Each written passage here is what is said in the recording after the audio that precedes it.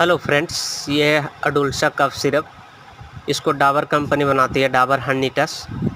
इसका टेस्ट बहुत ही बेहतर है। जिस किसी को बलगम वाली खांसी, कफ वाली खांसी या फिर चेस्ट वगैरह में जकड़न हो गया, कफ जम गया है, उसके लिए बहुत ही बेहतर सिरप है।